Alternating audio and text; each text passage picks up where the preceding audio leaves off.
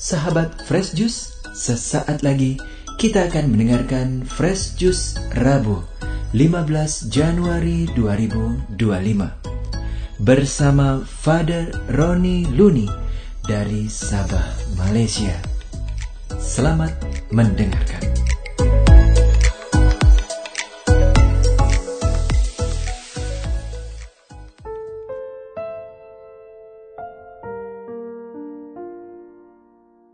Salam damai Kristus dan selamat tahun baru 2025 kepada semua pendengar setia Fresh Juice yang dikasihi Tuhan. Renungan kita pada hari ini diambil daripada Injil Markus bab 1 ayat 29 hingga 39 yang bercerita tentang Yesus menyembuhkan banyak orang yang menderita bermacam-macam penyakit. Oleh itu mari kita mempersiapkan diri dan hati kita dengan hening seketika untuk mendengar dan menerima kabar sukacita Tuhan melalui pewartaan firman-Nya. Sekeluarnya dari rumah ibadat di Kapernaum, Yesus dengan Yakobus dan Yohanes pergi ke rumah Simon dan Andreas. Ibu mertua Simon terbaring karena sakit demam. Mereka segera memberitahukan keadaannya kepada Yesus. Yesus pergi ke tempat perempuan itu dan sambil memegang tangannya, Yesus membangunkan dia lalu lenyaplah demamnya. Kemudian perempuan itu melayani mereka. Menjelang malam, sesudah matahari terbenam, dibawalah kepada Yesus semua orang yang menderita sakit dan yang kerasukan setan. Maka berkumpullah seluruh penduduk kota itu di depan pintu. Dan ia menyembuhkan banyak orang yang menderita bermacam-macam penyakit dan mengusir banyak setan. Ia tidak memperbolehkan setan-setan itu berbicara, sebab mereka mengenal dia. Keesokan harinya, waktu hari masih gelap, Yesus bangun dan pergi keluar. Ia pergi ke tempat yang sunyi dan berdoa di sana. Tetapi Simon dan kawan-kawannya menyusul Yesus. Waktu menemukan Yesus, mereka berkata, "Semua orang mencari Engkau." Jawab Yesus, "Marilah pergi ke tempat lain, ke kota-kota yang berdekatan, supaya di sana juga aku memberitakan Injil, karena untuk itu aku telah datang." Lalu pergilah Yesus ke seluruh Galilea dan memberitakan Injil dalam rumah-rumah ibadat mereka dan mengusir setan-setan. Demikianlah Injil Tuhan. Saudara-saudari terkasih dalam Kristus, hari ini kita akan merenungkan satu realiti yang mungkin mengejutkan dan menggelisahkan kita. Setan-setan mengenali Yesus sebagai anak Allah dan Mesias, tetapi mereka menolaknya.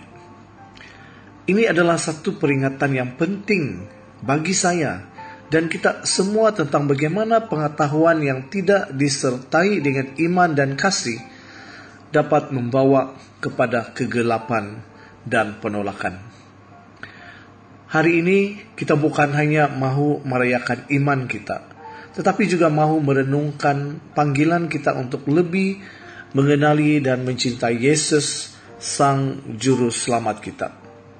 Dalam perjalanan iman kita seringkali selalu mendengar bahwa setan-setan pun mengenali Yesus sebagai anak Allah. Namun pengenalan mereka tidak sama dengan kasih dan iman yang kita dipanggil untuk memiliki. Saudara-saudari, setan-setan tahu siapa Yesus. Mereka tahu kekuatannya, otoritinya, dan kasihnya. Namun, pengetahuan mereka tidak membawa kepada hubungan yang mendalam atau kasih yang tulus. Mereka berada dalam kegelapan dan penolakan. Sementara kita, sebagai anak-anak Tuhan, dipanggil untuk hidup dalam cahaya dan kasih-Nya. Untuk benar-benar mengenali Yesus, kita harus membuka hati kita. Kita perlu lebih dari sekadar mempunyai pengetahuan. Kita perlu memiliki pengalaman yang mendalam.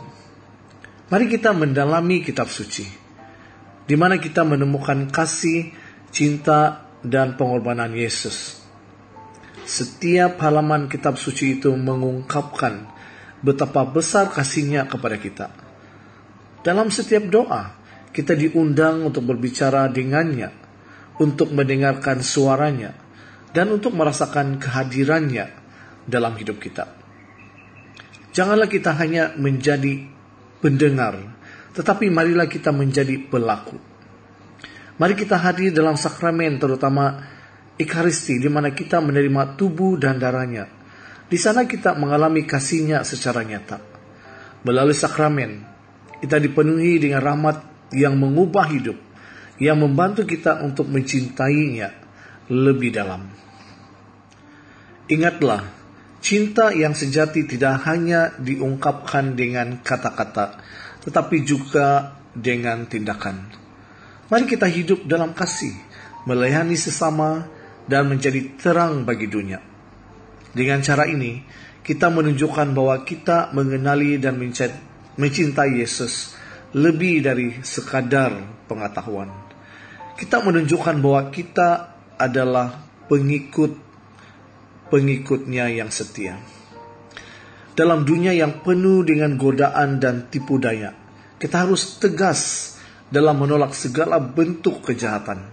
Setan-setan ingin menarik kita ke dalam kegelapan, ke dalam keraguan dan ketidakpercayaan. Mereka ingin agar kita mengabaikan kasih dan pengorbanan Yesus. Jadi bagaimana kita dapat menolak setan-setan ini?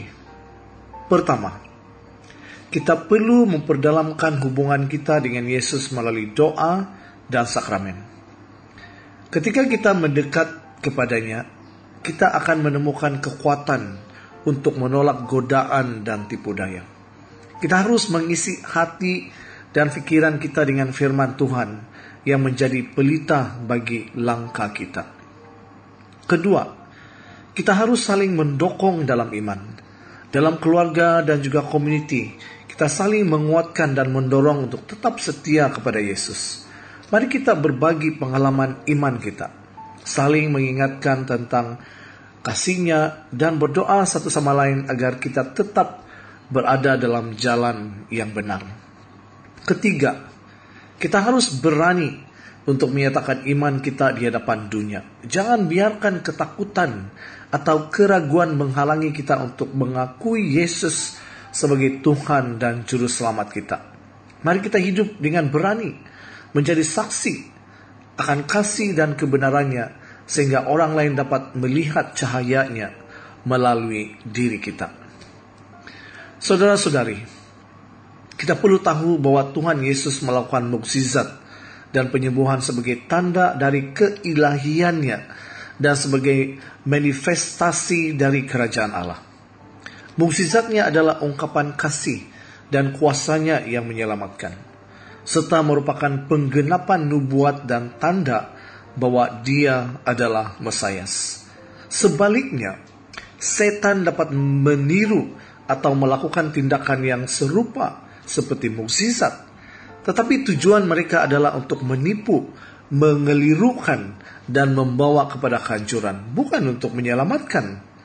Setan dapat melakukan hal-hal yang luar biasa, tetapi tindakan mereka tidak memiliki tujuan yang baik dan tidak membawa kepada kebenaran atau keselamatan. Oleh itu, meskipun setan dapat melakukan tindakan yang mengesankan seperti penyembuhan atau fenomena luar biasa lainnya, tindakan tersebut tidak sama dengan mukjizat yang dilakukan oleh Yesus.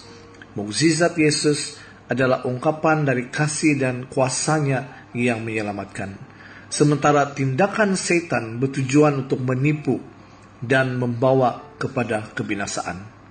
Akhirnya sekali, penting bagi kita untuk memiliki kebijaksanaan dan discernment, kemampuan untuk membedakan dalam menilai tindakan yang mungkin kelihatan seperti mukjizat agar tidak terjebak dalam penipuan yang berasal dari roh jahat. Jangan sekali-kali kita juga membiarkan pengetahuan setan tentang Yesus menjadi lebih dalam daripada cinta kita kepadanya.